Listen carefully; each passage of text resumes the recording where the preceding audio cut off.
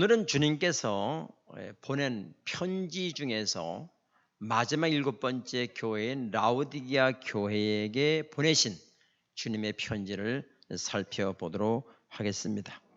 이 라오디게아라는 지역, 도시 지역의 특징은 뭐냐면 기원전 한 190년 전에 세워진 도시인데, 제가 책을 보니까 어떤 그 황제의 아내의 이름을 따서, 그 황제의 아내 이름이 라오디게였던 것 같아요. 그래서 그 이름을 따서 지었다 그런 것도 있는데 뭐 중요한 게 아니니까 어떤 190년 경전에 세워졌는데, 이 도시는 그 당시 의과대학이 있었다고 그래요. 기록에 의하면 의과대학이 있었고 특히 안약이 유명했다. 그래서 우리나라 약에 이명래 고약이라는 게 있죠. 독보적인 존재죠. 우리 저 한 40 넘으신 분들은 기억하실 거예요. 이명래 고약이라고 까만 거 있어요. 저도 몇 번 발라봤는데 그 이명래 고약과 같이 세계적인 의약품이 있는데 그건 뭐냐면 안약이 있었다는 거예요. 그리고 이제 이 라오디게아 지역에는 양털을 많이 생산해서 패션 문화가 발달이 됐고, 그러니까 뭐 그리고 이제 부자예요. 그래서 로마 정부로부터 재정 지원을 안 받아도 되는 지역이에요. 그러니까 로마 지역으로 재정 지원을 안 받으니까 황제 숭배 사상을 뭐 구원은 할 수 있지만 강제로는 할 수 없지요.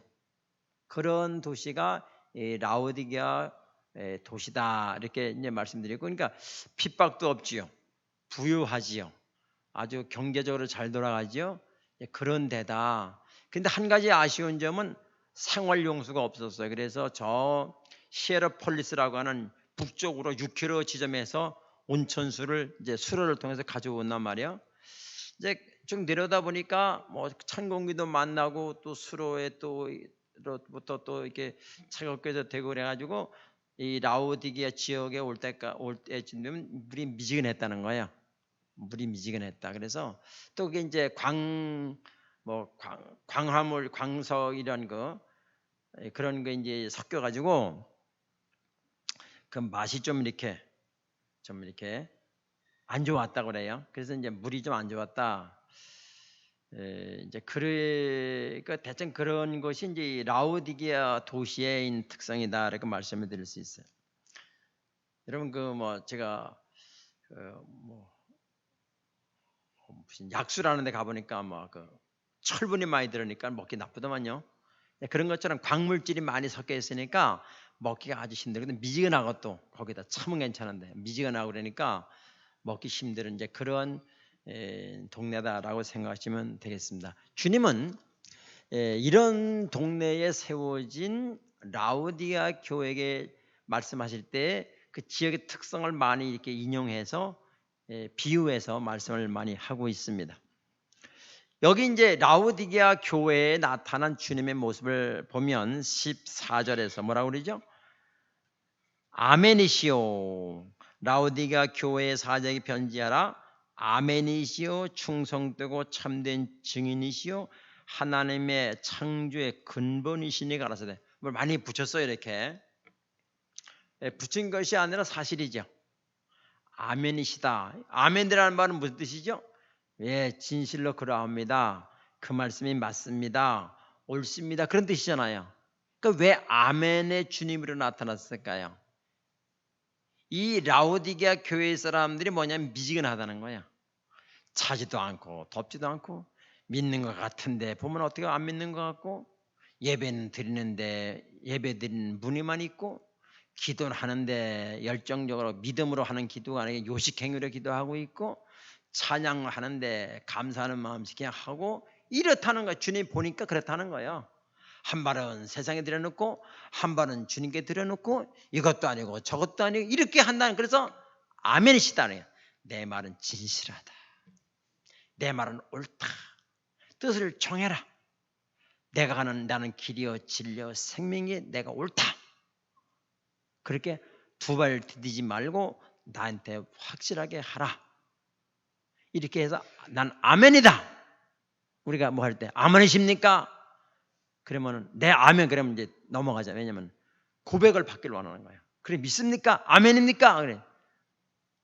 저는 설교 스타일이 뭐 이렇게 아멘을 좀 요구하는 스타일이 아니라서 어쩌다 아멘 하고 싶을 때가 덜어 있을 거예요. 근데 혼자 하는 게 쑥스럽고 속으로 하는 경우도 많을 것 같아요. 제 생각에는. 근데 우리 한번 아멘 합시다. 아멘. 오늘 이제 아멘의 주민이 나타나니까 다시 한번 아멘. 주님 아멘을 좋아하시는 거예요. 그래서 말씀이 말씀이다. 설교 듣다가 그 말씀 맞습니다. 아멘. 그렇게 이제 해야 되는데 다들 안 하니까 혼자 하기가 좀 껄끄럽잖아요. 속으로도 하시겠죠, 그렇죠? 그러니까 나는 아멘이다.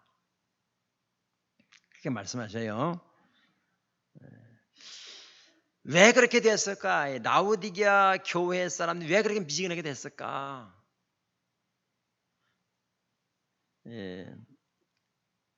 왜 라오디게아 교회 사람들은 한 다리는 세상에 걸쳐놓고 한 다리는 주님께 걸쳐놓고 왜 그랬을까? 한마디로 말하면 믿음이 확실한 믿음이야. 흔들리는 믿음이야.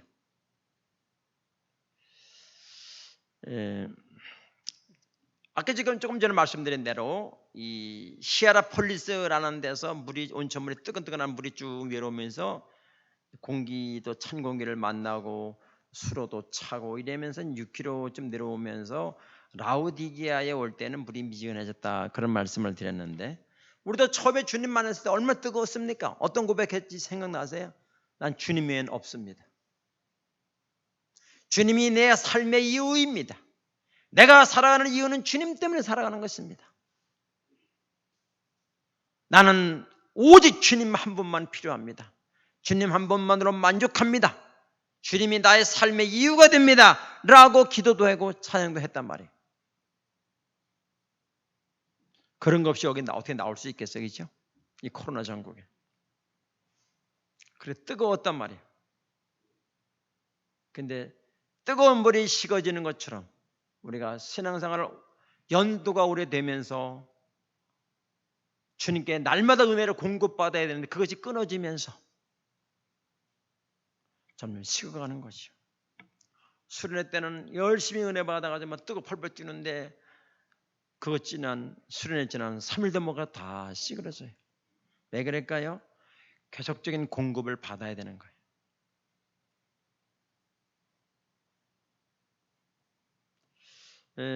여러분 일주일에 한 번 교회 나와서 은혜 받으면 다행이지만 은혜 못 받으면 그냥 되면 됩니다 가잖아요. 반은 졸는 사람도 있어요. 마음의 문을 닫고 있으면 또 안 들어오잖아, 알겠죠? 근데 그런데 은혜를 받고 가면 물이 흘러가면 식어지듯이 또 식어진단 말이에요. 그렇죠? 그런 구조를 가지고 있어요 우리가. 그런데 수요일 나와 어떻게든 시간을 내서 수요일날 나오면 한 보충이 되는 거예요. 좀 더 열심히 있으면 어떻게 되죠? 새벽에 교회를 나와. 그럼 새벽에 나오고 수요일날 나오면 늘 공급을 받는 거죠. 주님의 은혜를 늘 공급받아요. 그러니까 늘 뜨거운 거예요. 이것이 없으면 천하 누구라도 안 되는 거예요. 인간은 그만큼 약하기 때문에 안 되는 것입니다. 우리가 최소한도 새벽에도 나오고 수요일날 나오면 그 신앙을 유지할 수가 있어요. 만약 결혼한 신부가 제가 신부라고 얘기한 것은 우리가 신자가 신부라는 주님의 신부기 때문에 그런 말을 하는 거예요. 자, 결혼한 신부가 자기 신랑하고 얘기를 안 해. 할 말이 없어. 불륜이란 모르지만은 그렇지 않으면 정상적인 부부는 할 말이 없어. 그 남의 남자하고만 전화하면 뭐 5분이고 10분이고 또 만나서 내일 다시 또 만나 얘기하자 뭐 얼마나 말을 많이 했는지 몰라. 호호하하 되면서 잘못된 거잖아. 잘못된 거죠. 이미 잡아놓은 고기예요. 그래서 관심 없어요. 노력해야 됩니다. 내가 같이 사는 부부와 노력해야 돼. 서로 노력해야 돼. 누가 만들어주는 거 아니에요. 교제하는 시간을 갖고 대화하는 시간을 가져야 돼요. 우리가 주님께 기도하라면 5분만 기도해도 할 말이 없어. 왜 그랬느냐? 내 생활과 주님과 같이 연결이 돼 할 말이 많잖아요. 자, 아무리 친척이 형제라도 멀리 있으면요 잘 대화가 안 돼요. 이렇게 친구라도 오랜만에 만나 할 말이 뭐 있습니까? 전화해도 밥 먹었냐? 그거 할 말이 없어. 늘 만나는 친구는 뭐 할 말이 많잖아요. 늘 만나면서 할 말이 많아. 우리가 내 삶의 현장 속에서 주님과 만남이 있어야 돼요. 그래야 주님과 대화, 기도할 게 많지요. 그런데 만약에 내가 주일날만 교회 왔다 주님 잊어버리고 살아. 할 말이 없어. 5분 기도하면 지겨워. 어떻게 5분을 다 채워.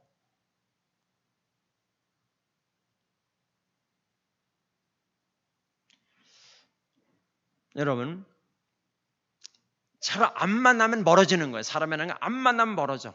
지난번에 우리 지난주에 이제 기관장님들 회의했는데 이런 얘기 하더라고. 한 사람이 그냥 예배 끝나고 밥도 안 먹고 그냥 다 가버리니까 전화도 뭐 할 말이 없대. 전화해도 그렇게 되는 거예요. 형제라도 뭐 이렇게 멀리 떨어져 살면 할 말이 없어. 전화해도 잠깐 만나고 그래 할 말이 있잖아요. 우리가 생활의 현장 속에서 주님을 만나야 돼요. 그래야 기도할 게 많아지지요. 근데 현장에서 내 맘대로 살아. 할 말이 뭐 있어? 아무것도 없지. 이 라오디가 교회 사람들이 또 왜 미지근해졌을까? 주님을 내 마음 중심에 모신 게 아니라 주님을 변두리에 모셨어. 예수 믿는 사람을 가만히 보면 두 가지예요. 하나는 주님을 내 중심에 모시고 내가 무슨 계획을 했다가도 주님이 노하면 스톱하는 사람이 있어요. 주님이 내 머리를 컨트롤하는 사람이에요. 그 지시를 받고 사는 사람이 있고, 내가 이거 뭐 좀 위험한 거, 한 번에 왕창 돈을 벌을 수 있는데 할까 해서 주님이 그 원치 않아. 그럼 안 하는 거예요. 그 통치를 받는 거예요. 그런데 어떤 사람은 내가 다 계획을 세우는 거 주님 도와달라. 주님이 내 종이야. 이런 신앙 형태가 있어요. 주님 이거 도와주세요. 저거 도와주세요. 이거 해주세요. 내가 다 해놓고. 그러니까 주님을 종으로 부리는 거지. 주님은 나의 왕이고 주님은 나의 주인이다. 좀 늦은 것 같지만 주님의 인도를 따라가면 그게 제일 빠른 것이다. 여러분, 우리는 요한계시록을 하면서 내 마음의 변두리로 밀려나가신 주님을 다시 내 중심으로 모셔 들어와야 됩니다. 그리고 그분의 통치를 받는 삶을 훈련해야 됩니다. 이 하루아침에 되지는 않아요. 훈련해야 됩니다. 우리가 아이들을 키우면 얼마나 잔소리를 많이 합니까? 이것만 고치면 좋겠는데, 이것만 고치면 좋겠는데. 그러면 우리 하나님께, 우리 연약한 우리 인간 얼마나 하나님께 할 말이 많겠어요. 그걸 외면하고 내 맘대로 살아가는 거야. 그러니까 점점 멀어지죠. 기도할 것도 없고 찬양해도 감동도 없고 예배를 드려도 되면 예배 드리게 되는 것이죠.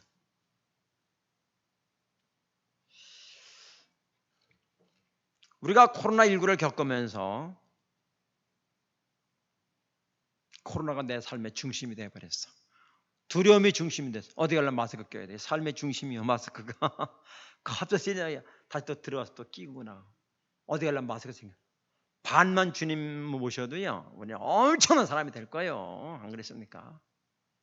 아니 10분의 1만 마스크 10분의 1만 주님 의식해도 엄청난 사람이 될 거라고요. 안 그랬습니까? 주님이 나를 내 중심을 지배하고 계셔야 된다. 주님을 초라하게 내 마음의 변두리에 세워두면 안 됩니다. 그렇게 되면 예배를 드려도 감격이 없고 간절함이 없고 찬송을 들어도 감사가 없고 기도를 드려도 믿음이 없어요. 이 코로나19를 통해서 편파적인 방송을 통해서 교회가 아주 박살이 났어요. 교회가 제일 많이 손해봤어요. 제가 볼 때는 끝나도 이렇게 모이는 거지 더 이상 안 될 것 같은 느낌이 들어요. 어제 누가 어느 목사님하고 통화했는데 반토막 났다 그러더라고요. 반토막 났대. 그중에 뭐 대면대면 신앙생활들 하면 다 안 나온대. 또 왜 이렇게 라오디게 교회 사람들이 미지근한 신앙으로 됐느냐? 여기 이제 14절에 보니까 뭐라고 그랬죠? 하나님의 창조의 근본이시니가 이르시되 그래. 주님 뭐라고요? 창조의 근본이시다. 창조자다 그 말이에요. 주님이 창조자다. 한번 따라하시다. 우리 이제 마스크 썼으니까 한번. 자, 주님이 창조의 창조자이시다. 주님이 창조자예요. 그런데 이 라오디게 교회 사람들은 뭐라고 생각하는지 아세요? 한번 성경을 봐요. 뭐라고 그러냐? 어떻게 생각하느냐? 17절 보니까 내가 말하기를 나는 부자라 부유하여 부족한 것이 없다. 그렇게 말한다는 거야. 난 부족한 게 없어. 내가 내 노력으로 내 재능으로 돈을 벌었다는 거야. 그랬습니까? 과연 그럴까요? 이스라엘 사람들이 가나안 땅에 들어갈 때 뭐라고 그랬어요? 주님이 주의를 줬어요. 내가 가나안 땅에 들어가거든 내 능력으로 내 힘으로 이 재물을 얻었다 할까 하노라. 그래서 광야에서 주님만 바라보는 주님이 하셨습니다라는 훈련을 시킨다는 거예요. 40년을 시켰어요. 주님이 하셨습니다라는 말을 입버릇처럼 해야 돼요. 주님이 하셨습니다. 주님이 하셨습니다. 입버릇처럼 해야 된다. 훈련을 시켜야 돼요. 내가 한 거 아니에요. 이 사람들은 내가 돈을 벌어 내 재주가 좋아가지고 부자가 됐다는 거예요. 그렇게 된 사람 마음이 공허해요. 자, 성경 한번 더 볼게요. 호세아 2장 8절을 한번 봐요.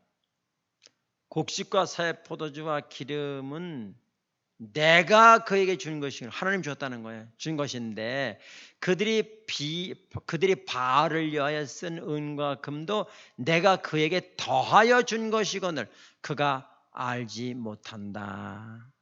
그가 알지 못한다는 거예요. 건강도 하나님이 주셨고 재능도 하나님이 주셨고 성품도 하나님이 주셨고 머리도 하나님이 주셨는데 하나님 준 걸 몰라. 그건 어떻게 되면 교만해지지 뭐. 방법이 있어요? 나는 북한에 안 태어나고 남한에 태어난 거 얼마나 감사한지 몰라요. 저 아프리카에 물 없는 데 태어나 봐요. 아유, 물 하나 들어오는 게 하루 일과야. 그것도 시커먼 물. 그래, 수도권한테 물이 나오고 얼마나 좋은 나라예요. 이 나라가. 내 노력으로 된 게 뭐 있어요? 주님의 은혜요. 농사 짓는 분들이 하는 말이 있어요. 농사는 자연이 짓는다. 나는 심고 각 풀 뽑아주는 것 빼고 없다. 그렇지, 맞아요. 주님이 비와 햇빛을 주시고 바람을 주셔야 되지. 주님이 자라게 해주셔야 되지. 인간이 하는 거 얼마 없어요. 그래서 풀 뽑아주고 심는 것밖에 없다고. 자라게 하는 분은 주님이 하시는 거예요. 우리는 항상 이 마음을 간직을 해야 된단 말이에요. 그런데 주님과 관계가 끊어지면 내가 했다는 거예요. 내가 노력해서 건강해지고 내가 노력해서 이렇게 됐다는 거죠. 어느 부자가 성경에 나온 얘기예요. 어느 부자가 그 해마다 그 해에 이제 풍작이 이루어져 가지고 창고를 늘린 거예요. 곡식 쌓을 창고를 늘렸어. 근데 뭐라 그래요? 내 영혼아 편히 쉬자. 내가 다 이렇게 풍작을 이뤘으니까 내 영혼아 편히 먹고 쉬자. 하나님 뭐라 그래요? 주님이 이 어리석은 사람아, 오늘 밤에 내 영혼을 취해가면 이것이 누구시 되겠냐? 하나님 해줬다는 거예요. 건강도 하나님이 지켜주셔야 돼요. 인간의 노력은 한계가 있습니다. 여러분, 이 라오디게아 사람들은 자기가 부자라고 자만에 빠진 거지요. 이 모습을 본 주님은 네가 가난하다. 여러분, 육적으로는 소유할 수 있어요. 땅도 소유, 집도 소유할 수 있는데 누리는 건 달라요. 누리는 건 주님의 영역이에요. 내가 많다고 그만큼 다 누립니까? 어떤 사람은 적은 걸 가지고도 크게 누리는 사람이 있어요. 어떤 사람은 많은 걸 소유했는데 늘 걱정하며 사는 사람이 있어요. 이건 주님의 영역이에요. 누리는 건 주님의 역할이에요. 주님과 관계가 끊어지면 누림이 없어요. 우리는 많고 적고 받은 게 중요한 게 아니라 주님과의 늘 누림이 있어야 돼요. 주님이 주셨다. 이 물질을 주님이 주셨다. 주님이 주셨다고 믿는 사람은 주님의 뜻대로 써야 돼요. 내가 벌은 내 마음대로 써도 돼. 나는 그런 의미에서 여러분 여자분의 명품을 좋아하시더라고. 나는 명품을 뭐 알지만 내가 한번 집사람 이제 뭐 결혼기념 땐가 생일 땐가 하면 모처럼 저 뉴코아 여기 있잖아요. 뉴코아지 맞아. 예? 여기 있잖아요. 여기 저 의왕시에 있는 거 뭐야? 뉴코아가 아니라 뉴코아 아닌 것 같은데. 백화점 있잖아. 백화점이 아니라 뭐야? 그것도 뭐 하여튼 거기 갔어요. 가서 이제 가방을 이렇게 보다가 좋은 게 있더라고. 많이 들어본 이름이야. 그래서 뭐 20만 원인가 30만 원인가 사왔어요. 줬는데 그 명품이 아니래. 이건 명품이라는 게 아니래. 명품은 뭐 몇백 안 되면 난 뭐가 명품인지 모르니까. 여러분 주님께서 주신 물질은 주님의 뜻대로 사용해라는 거예요. 그렇죠? 내 마음대로 쓰면 안 돼. 우리 호사에서 본 것처럼 바알에게 드리는데 물질을 쓴단 말이에요. 그건 내가 버릇하는 거잖아요. 주님의 쓰는 거 어떻게 바알에게 드리겠어요? 저는 음식을 먹을 때 좀 비싼 거 먹으면 좀 가려요. 왜냐하면은 내가 비싼 거 먹으면 안 되지 않느냐 그런 생각. 제가 이번에 이제 다 어렵잖아요. 그래서 나도 동참해야 되겠다 그래가지고 9월달부터 사례비를 50만 원 깎았어. 같이 어려워야 된다. 같이 내가 어려움을 동참해야 되겠다. 목사가 받을 거 다 받고 그럼 되겠나? 그래가지고 이제 저는 뭐 어떤 금년에 그렇게 하기로 했어요. 내년엔 또 모르겠어요. 그런데 우리가요 물질이 따로 내 마음대로 쓰면은 주님 앞에 가면 안 되는 거예요. 주님이 준 거잖아. 생각해야 돼. 생각을 해야 돼. 어떻게 써야 주님께 칭찬을 받겠는가? 라는 걸 생각을 해야 된다고요. 그러나 내 거라고 생각하면 마음대로 써도 돼. 아니에요. 건강도 마찬가지지요. 주님이 주신 건강이고 좋은 머리도 주님이 준 거고 성품도 주님이 주신 거예요. 그러므로 주님의 영광을 위해서 써야 된다 그 말이에요. 제가 기도하다가 이런 생각이 떠오르더라고요. 우리 코로나 때문에 어려움 당하는 교회 식구가 있는데 추석 때 그래도 좀 이렇게 좀 같이 나눠야 되겠다. 물론 한두 사람이 도와줘도 되지만은 다음은 10,000원, 20,000원에도 같이 모아가지고 같이 우리가 이렇게 도와서 추석을 보내면 되겠다 그런 생각을 했는데 그 지난주에 했었는데 지난주에 그런 생각이 안 떠오르고 지난번 새벽기도 때 하는데 생각나더라고요. 뭐 드릴라 이번 주에 드려야 되는데 뭐 다음 주가 추석인데 하여튼간에 여러분 마음에 감동되시는 분은 어떻게 해야 될지 모르겠어요. 제 통장으로 보내면 또 안 되잖아. 내가 또 사고 치면 안 되니까. 그러니까 하여튼 뭐 권 목사님은 저한테나 이렇게 하여튼 통해서도 감동되는 분들은 해보세요. 한 가족이니까 주님께 주신 거니까. 그래서 같이 추석을 보내면 좋겠다는 생각을 해서 말씀드립니다. 이 라오디가 교회는 핍박이 없잖아요. 잘 살잖아. 그러니까 서서히 개구리 죽어가듯이 신앙이 식어가는 거예요. 문의는 기독교인인데 삶이 기독교인이 아니야. 약할 때 강함 되신 주님을 만날 수가 없어. 내 심령이 약해 핍박도 받고 약해져야 주님을 만나는데 강한 주님을 만나는데 약할 때 강함 되신 주님을 만날 길이 없단 말이에요. 이게 불쌍한 거죠. 그러므로 어떤 의미에서 기독교인은 약간 핍박이 있는 게 좋아요.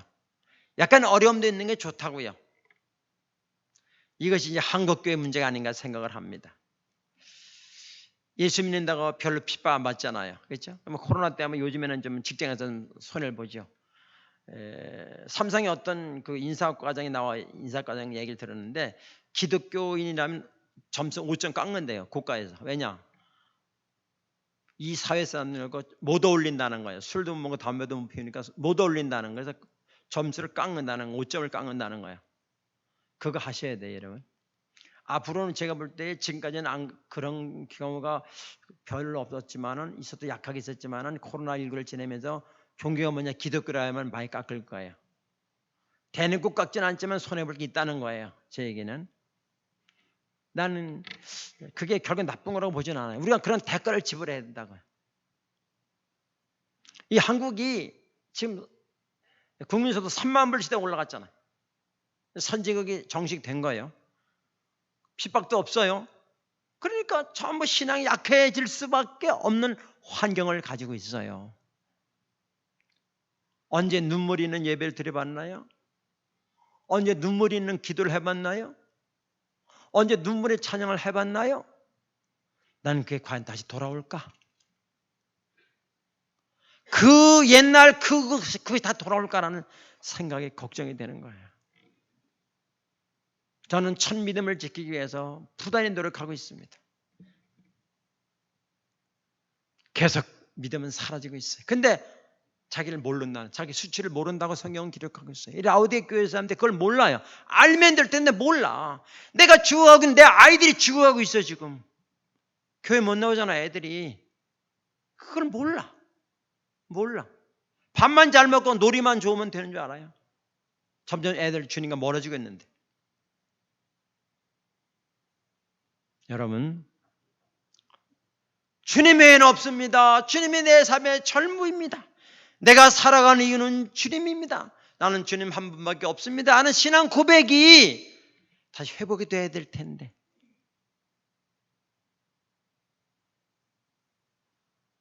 기도하면 주님이 응답하신다는 믿음이 돌아와야 될 텐데. 그래야 기도가 될 텐데. 이 라오디게아 교회는 칭찬은 없고 책망만 있는 교회예요. 이런 이유 때문에 책망을 들었어요. 그럼 어떻게 해야 되겠는가? 처방입니다. 18절에 내가 너를 권하노니 내게서 불로 연단한 금을 사서 부유하게 하고 흰옷을 사서 입어 벌거벗은 수치를 보이지 않게 하고 안약을 사서 눈에 발라 보이게 하라. 선복에 보니까 공통점이 나오는 게 하나 있죠? 사라는 거예요. 살려면 돈을 지불해야 돼요. 사라. 저는 성경을 보다가 물론 금도 안약도 중요해요. 근데 사라는 게 중요하더라고요. 대가를 지불해야 된다. 주님은 나를 구원하기 위해서 예수님 십자가에 죽으시는 대가를 지불했다고요. 최고의 비싼 대가를 지불했어요. 그리고 나는 공짜를 받았지만 대가는 엄청난 대가를 지불했다고요. 그런 주님을 믿고 따라가는 천성을 향해 가는 나그네 나그네인데 가면서 대가를 지불하라는 거예요. 구원은 내가 줬지만은 좁은 길을 따라오면서 대가를 지불해야 된다. 대가 지불 안 하고 되는 게 어딨나요? 대가를 지불해야 됩니다.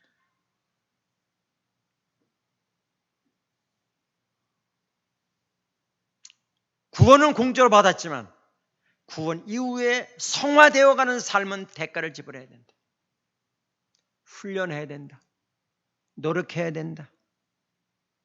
내가 날마다 가난한 심령이 돼야 된다. 그래서 날마다 주님을 사모해야 된다. 머리 좋은 사람은 핍박을 피해가. 그러나 우직한 사람은 핍박을 곧장 가는 것입니다. 그래야 주님을 사모하지요. 삶의 현장 속에서 내가 주님을 자꾸만 주님 뜻대로 살려고 할 때에 핍박이 오는 거지. 그런 거 없이 어떻게 핍박이 옵니까? 핍박이 와야 주님을 사모하게 되지요. 그래야 가난한 심령이 되는 거예요. 그래야 주님을 찾게 되고 주님의 은혜를 받지요. 그래야 우리가 살아갈 수 있는 것입니다. 뜨거운 가슴을 가지고 살아가게 되는 것입니다. 제가 우리 교회에서 한 2번, 3번 얘기한 것 같은데 제 친구가 호산나 여행사라고 있어요.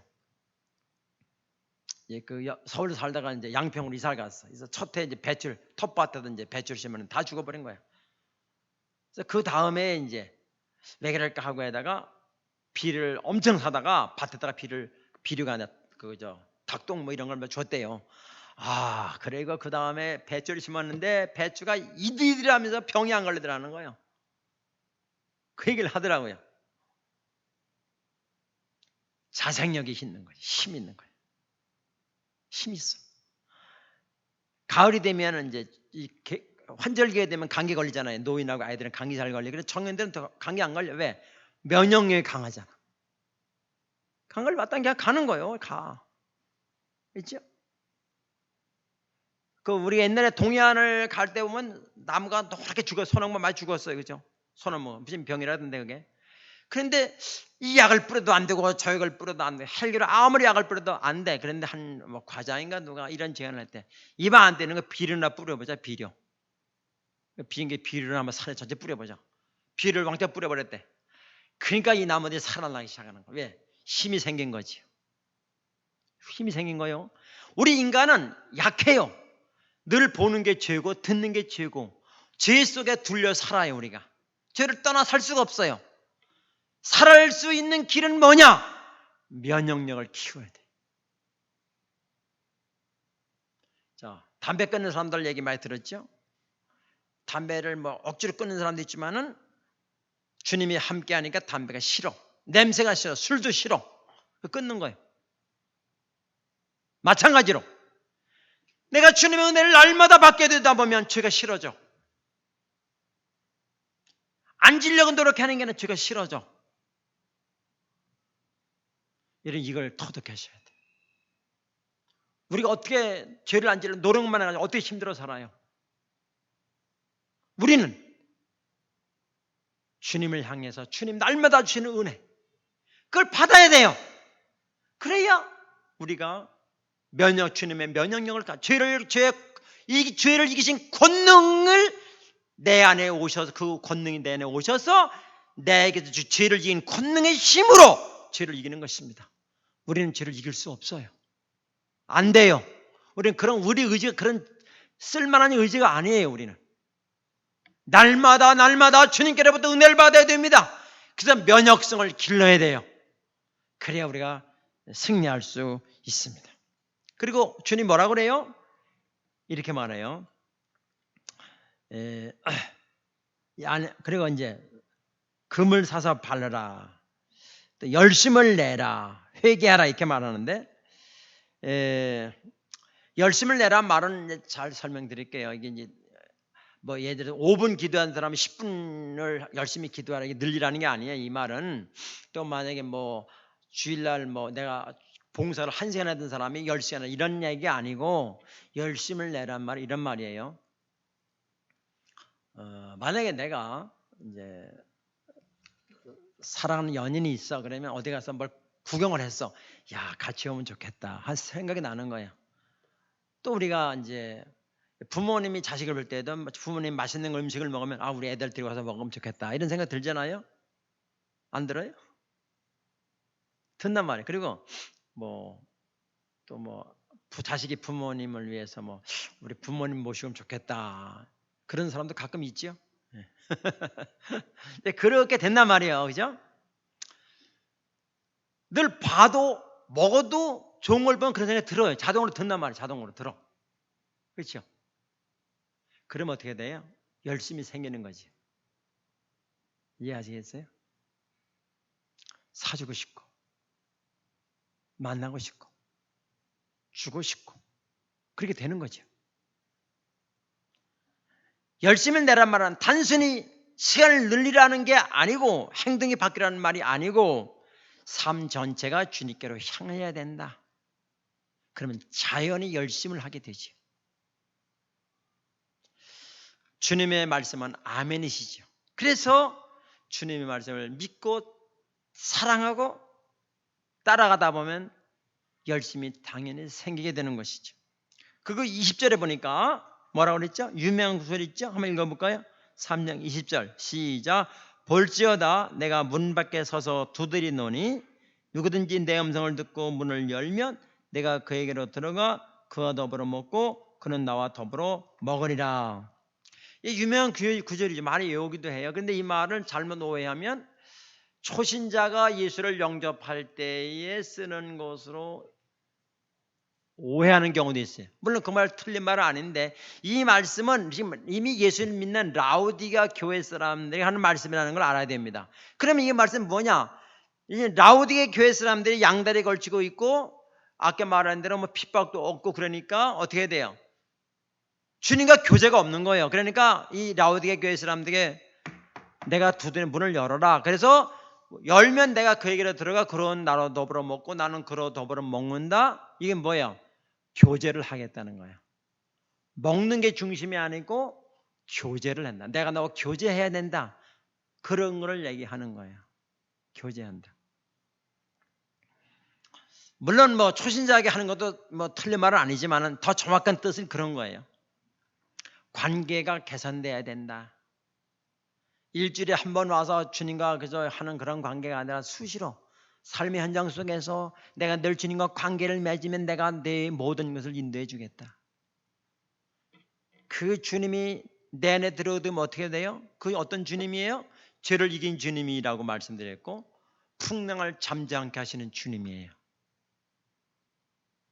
제자들이 탄 배가 풍랑이라 막 뒤집어지려고 할 때 주님이 같이 배에 올라오니까 뭐라 그랬어요? 파도야 잠잠하라.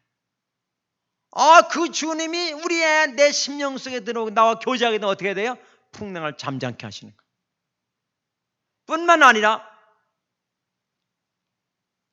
그 주님은 모든 것을 죄를 이기게 해주신다. 모든 죄의 유혹을 이기게 해주신다고요. 그러므로 주님을 내 심령 속에 맞아들이는 날이 인생 최고의 날입니다. 그분이 오시게 되면 어두움의 영들이 떠나가요. 미움의 영과 시기 질투의 영이 떠나가 버리는 거야. 그분이 내 안에 들어오고 계시니까. 이걸 여러분 경험하는 건 매력이 있어요. 매력이 있단 말이에요. 시기 질투한 마음이 안 들어. 음란의 영이 떠나간단 말이에요. 우리는 한 번 주님의 은혜를 받아가 평생 할 수가 없어. 늘 주님의 은혜를 받아야 돼요. 온천수가 식어지면 아무 맛도 없듯이 미지근한 신앙은 아무것도 할 수 없어. 그럼 안 믿는 것도 아니야. 교제가 이루어져야 된다. 이기는 그에게는 내 보좌와 함께 앉게 해주겠다. 21절에 그렇게 말했죠. 이기는 그에게는 내가 내 보좌에 함께 앉게 해주시기를 내가 이기고 아버지 보좌에 함께 앉는 것과 같이 해주겠다. 그랬어요. 그럼 무슨 말이에요? 우리를 주님의 보좌에 함께 앉게 해주겠다는 거예요. 나를. 이기는 자에게는 대가를 지불한 자에게 주님을 위해서 뭔가 주님을 사모하고 은혜를 받기 위해서 사모하고 대가를 지불하는 사람들에게 주님이 한다는. 저는 주님 앞에 가서 주님을 위해서 이렇게 내 손에 본 흔적이 있습니다. 그런 흔적이 있어야 된다고 생각해요.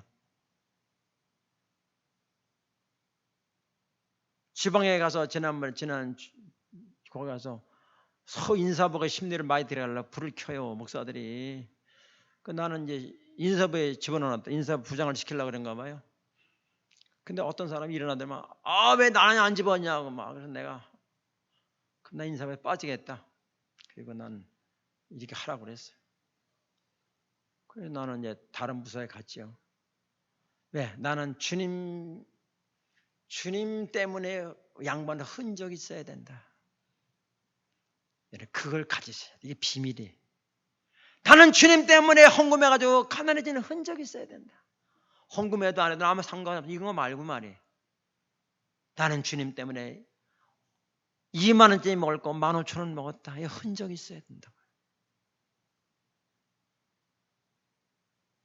이게 부자예요.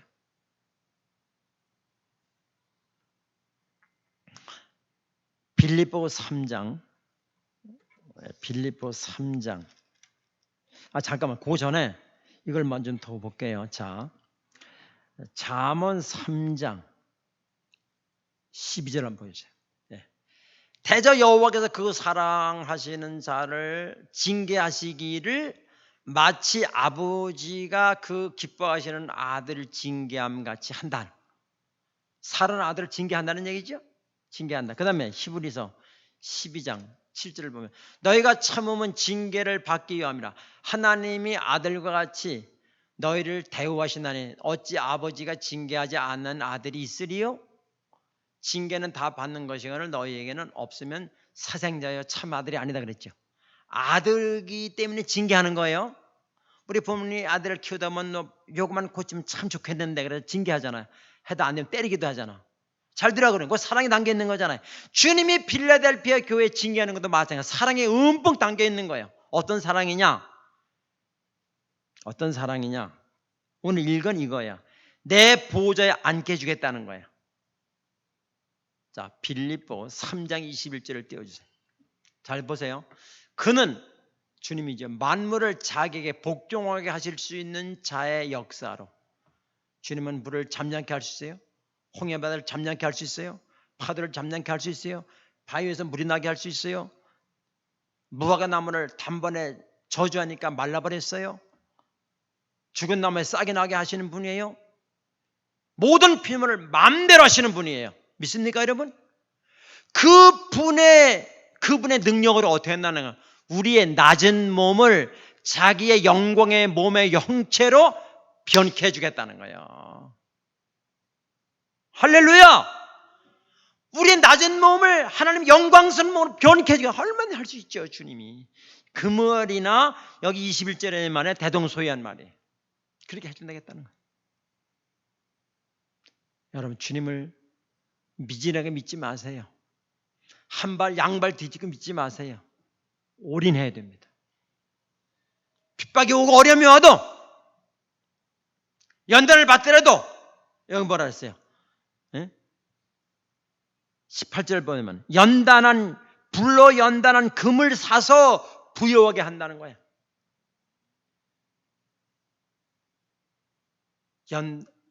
믿음은 연단을 통해 생기는 거예요. 불로 연단한 믿음이라고 그랬어요. 우리는 불로 연단할 때 아픔이 있어요. 그러나 그 길은 옳은 길이에요. 아멘의 길이에요. 그러므로 내가 불로 연단할 때는 아프지만은 그 결과는 뭐예요? 우리의 낮은 몸을 영광의 몸으로 우리를 주님과 같은 영광의 위치에 앉게 해주겠다는 거예요. 그것 때문에 훈련하고 징계하는 것입니다.